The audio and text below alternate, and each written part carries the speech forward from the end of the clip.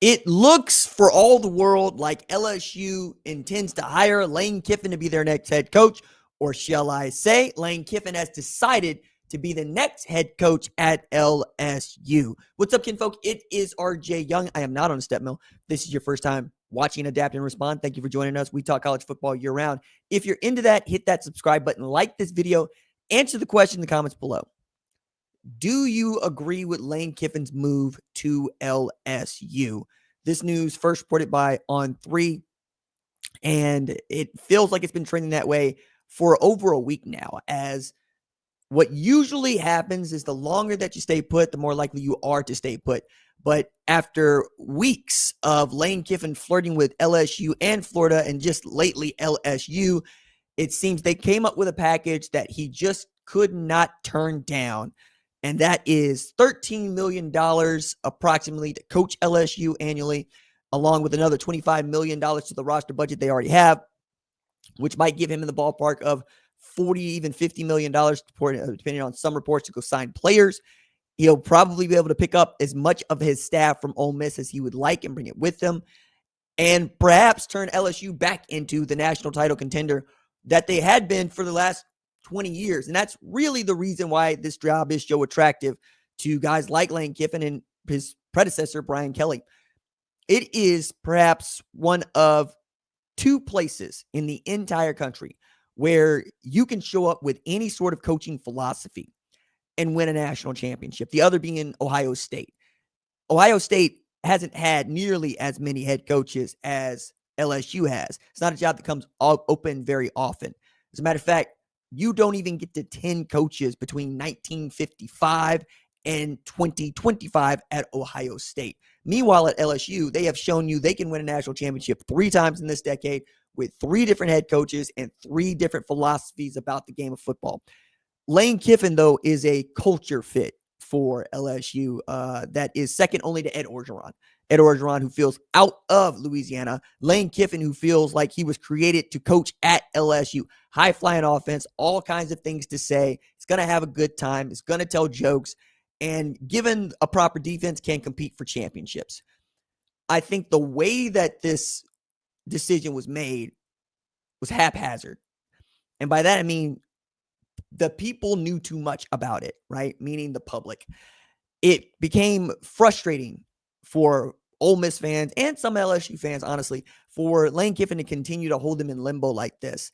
And in the most important regular season weekend of the year, where our focus is supposed to be on the rivalries, our focus is supposed to be on the Egg Bowl itself, or the game for the old wooden bucket, which doesn't carry as much panache, but had a number 2 Indiana in it. Texas A&M versus Texas, which is for me clean old-fashioned hate. That also is Georgia and Georgia Tech. But what we're really looking at is Lane Kiffin leaving an 11-win Ole Miss team that he has coached into a position where they will walk into the college football playoff with him as their head coach. There have been loud conversations about whether or not you would allow Ole Miss to enter into the college football playoff without their head coach. I think it would be ridiculous to do that, because I think the interim that they're going to have in place, perhaps Joe Judge, is going to be in a good spot to steward the team. What I also think is important to note here is the players want to win a national championship.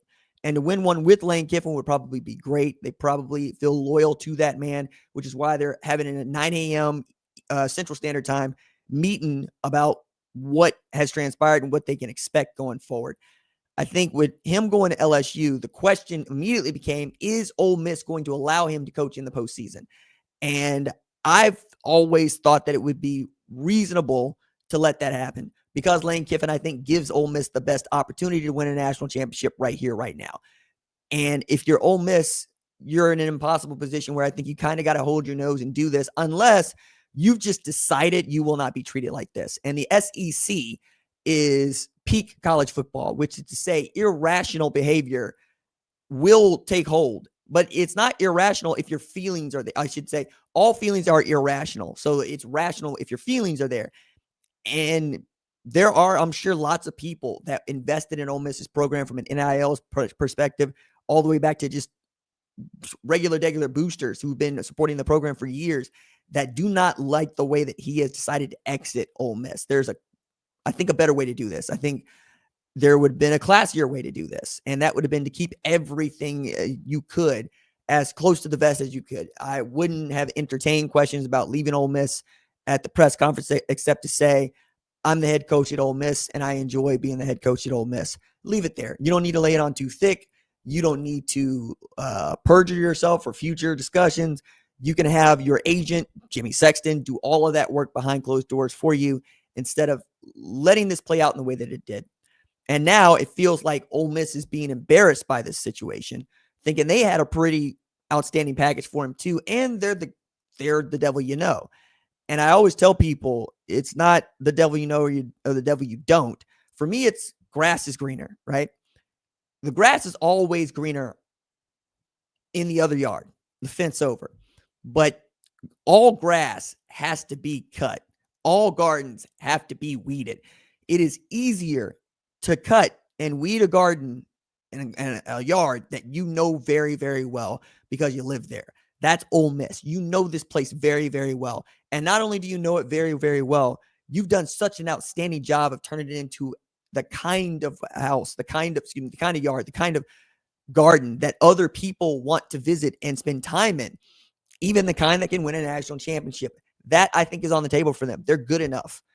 It's little things against Georgia that they could tighten up, but Georgia's not that far from Ohio State or Indiana in this mix.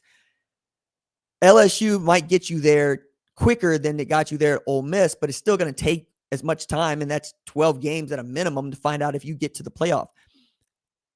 I think this also has to be your last stop, but I've thought that about a lot of places that I think Lane Kiffin has spent time as head coach. Tennessee being one of them, USC being another one of those. The Raiders job, if you could hold on to it, and now the Ole Miss one, where it has become home to you. And I don't think that Lane Kiffin will mean as much to LSU as he does to Ole Miss. And that, I think, is what is really going to hurt. This sport very much is about loyalty and identity. And when the money is just keeping score, like at this point, I have to believe that Lane Kiffin is not stupid with his money. So, far be it for me to count another man's money, but millionaire several times over. What's the point of going to LSU? Perhaps you think you're going to get to a national championship quicker, but again, you got that right here. And you did that right here. So whatever reasoning that you have for leaving the job, I hope it's good. And I hope it makes you happy.